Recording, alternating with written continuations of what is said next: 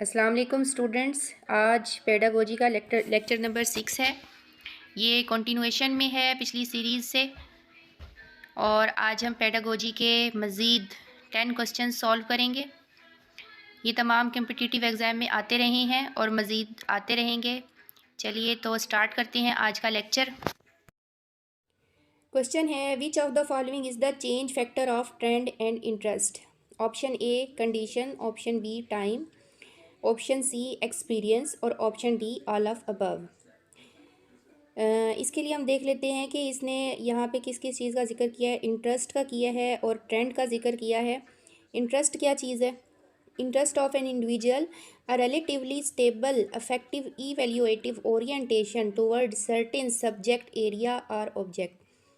मसलन किसी ऑब्जेक्ट की तरफ या किसी सब्जेक्ट की तरफ जो इंसान की अफेक्शन होती है या उसकी तवज्जो होती है, उसकी जो दिलचस्पी होती है, उसे हम क्या कहते हैं? इंटरेस्ट कहते हैं।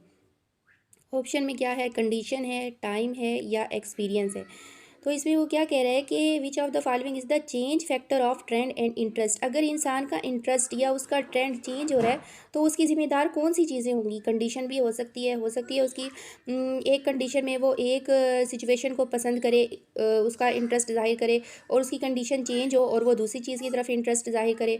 टाइम भी है, टाइम टू टाइम भी इंसान का ट्रेंड और उसका इंटरेस्ट तब्दील होता रहता है।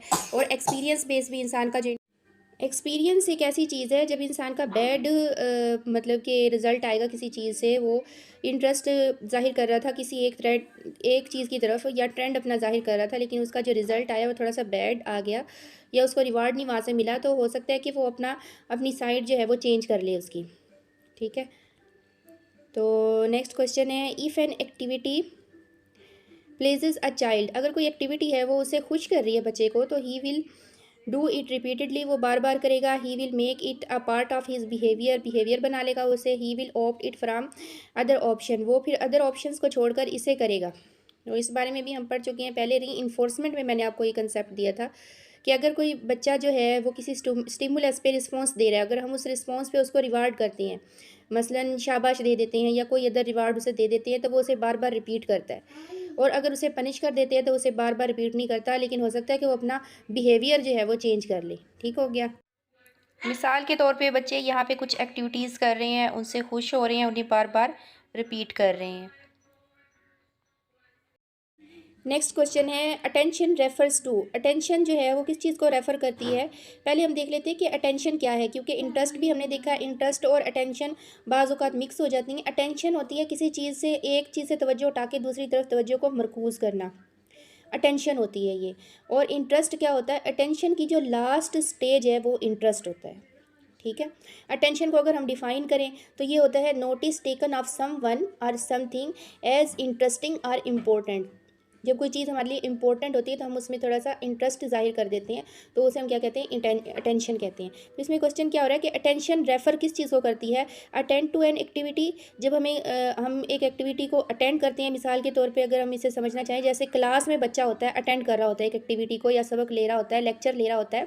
Response to the science coming, वो रिस्पॉन्स दे रहा होता है, जो टीचर क्वेश्चन कर रहा होता है उसका रिस्पॉन्स दे रहा होता है। उसके बाद है produce harmony between stimulus and response, मतलब कि जैसे जैसे टीचर उसे समझा रहा है और कुछ समझाने के बाद फिर वो क्वेश्चन करता है, मतलब कि स्टिमुलस देता है, तो वो बच्चा उसका आंसर करता है, रिस्पॉन्स देता है।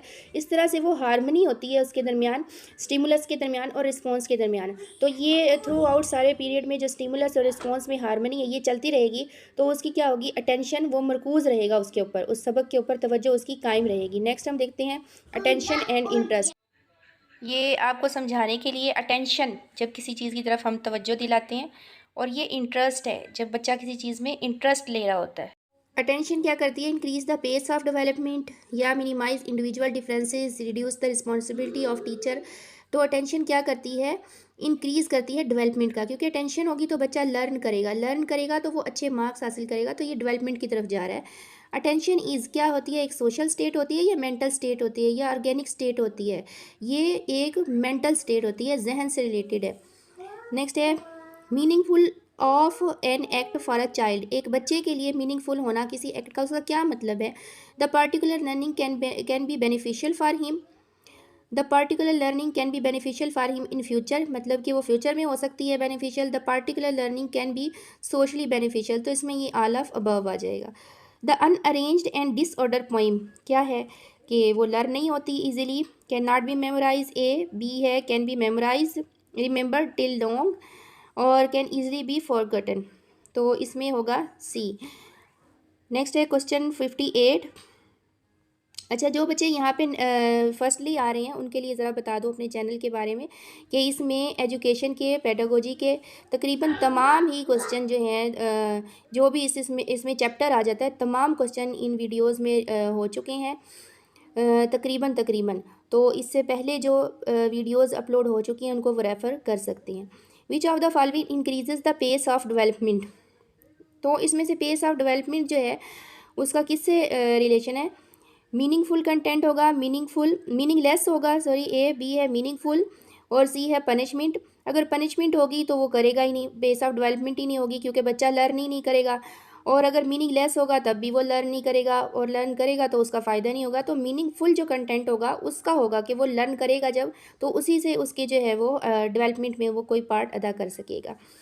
नेक्स्ट है attitude refers to the inner state of an individual which influences. Attitude जो है वो क्या होता है, हम इसकी डेफिनेशन भी देख चुके हैं कि अ सेलेक्टेड वे ऑफ थिंकिंग और फीलिंग अबाउट समथिंग। किसी चीज़ के मुतलिक जो फीलिंग्स होती हैं, उसकी उसकी जो इनर स्टेट होती है उसे हम एटीट्यूड कहते हैं। अच्छा, वो क्या रहा है, the selection of an activity है, जाहिर है सिलेक्शन ही होगी। द अडॉप्टेशन ऑफ एक्टिविटी है, ये भी होगी। द अंडरस्टैंडिंग ऑफ एक्टिविटी, ये भी होगी। तो ऑप्शन डी होगा इसका अगर मैं आपको मिसाल दूं कि मिसाल के तौर पे दो टीचर्स हैं, बच्चा एक को लाइक करता है, एक को डिसलाइक करता है, तो वो किसकी एक्टिविटी को सिलेक्ट करेगा, किसके सबक को लेना सिलेक्ट करेगा, जिसको वो लाइक करता है, तो ऑप्शन ए होगा। तो वो किस एक्टिविटी को अडॉप्ट करेगा, वो उसी को अडॉप्ट करेगा जिसे वो लाइक करता है, मतलब कि जिसकी तरफ उसका एटीट्यूड पॉजिटिव होगा वो उसी को सिलेक्ट भी करेगा, उसी को लाइक भी करेगा और उसको अंडरस्टैंड भी करेगा। ठीक है, क्लियर हो गया। नेक्स्ट है a child learn positive attitude, positive वो सीखता है, या नेगेटिव एटीट्यूड नेगेटिव सीखता है अपनी फैमिली से, या नेक्स्ट है learn both positive and negative, तो इसका होगा ऑप्शन डी।